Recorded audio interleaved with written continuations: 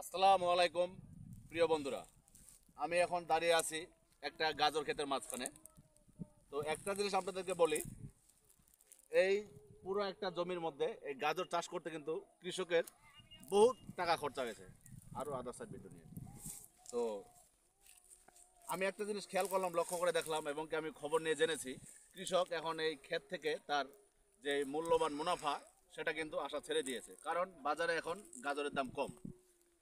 তো আমি আপনাদেরকে দেখাই, এখানে অনেকগুলো গাছ মারা গেছে, কিন্তু গাজর কিন্তু নাই। দেখছেন, গাজর নাই, গাজর নাই, গাছ মারা গিয়েছে, গাজর নাই। আবার এই যে জীবিত কিছু গাছ আছে, এখানে কিন্তু গাজর আছে। দেখেন কত বড় গাজর, আমি একটু দেখাই আপনাদেরকে। ও ছেড়ে গেল, এই দেখো কত বড় একটা গাজর, মাশাআল্লাহ অনেক বড়। কৃষক কিন্তু আশা ছেড়ে দিয়েছে এই গাজর থেকে, তার আমি আবার রেখে দিলাম। তো বিষয়টা হলো, একবার একটা জিনিস চিন্তা করে দেখুন, এই গাজরের দাম কম বাজারে, আমরা এখন যারা খাদ্য গ্রহণ করি এবং কি আমরা যারা সাধারণ মানুষ জনগণ, আমরা কিন্তু খুব অনায়াসেই গাজর কিনে খেতে পাচ্ছি। আগে 1 কেজি গাজরের দাম ছিল 100 থেকে 120 টাকা, এখন বাজারে কিনতে গেলে 10 থেকে 15 টাকা 1 কেজি গাজর। তাহলে রাইট। কৃষক এখন কি করবে বলেন?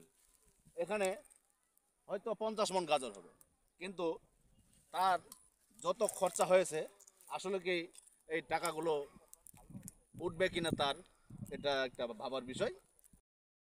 আপনি যে এই গাজর খেতে এসে গাজর খাচ্ছেন, আবার আপনার হাতেও আছে দেখতেছি, 2 হাতে 2টা।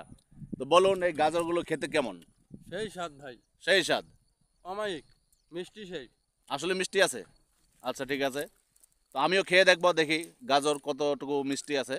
তো আসলে গাজর কিন্তু আমাদের শরীরের জন্য অনেক উপকার একটা জিনিস। হুম। ভিটামিন, প্রচুর ভিটামিন, লাল, সবুজ, তারপরে আপনার গ্রিন, এই ধরনের শাক সবজি থেকে আমরা প্রচুর পরিমাণে ভিটামিন পেয়ে থাকি। ভাই, আপনার প্রতিক্রিয়া একটু ব্যক্ত করেন।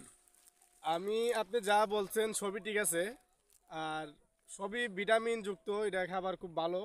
আর এখানে আপনার একটা জিনিস দেখতে হবে, আচ্ছা। এই যে কৃষকের যে একটা কত বড় ক্ষতি, কত বড় লস হয়েছে, আচ্ছা এটা আপনি দেখতে পারতেছেন।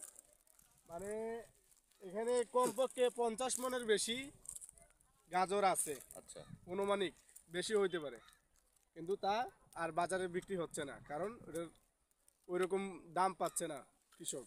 ওটাই নিয়ে গাড়ি দিয়ে নিয়ে যে ভাড়াটা খরচ হবে, ওই ভাড়াটাও পাচ্ছে না, যে কারণে কৃষক এই জমির মানে আশাবাদ দিয়ে দিছে একবারে। আচ্ছা আচ্ছা, আপনার এটাই। মূল্যবান মন্তব্য করার জন্য আপনাকে অসংখ্য ধন্যবাদ। ধন্যবাদ। ভাই, ভালো থাকবেন, সুস্থ থাকবেন।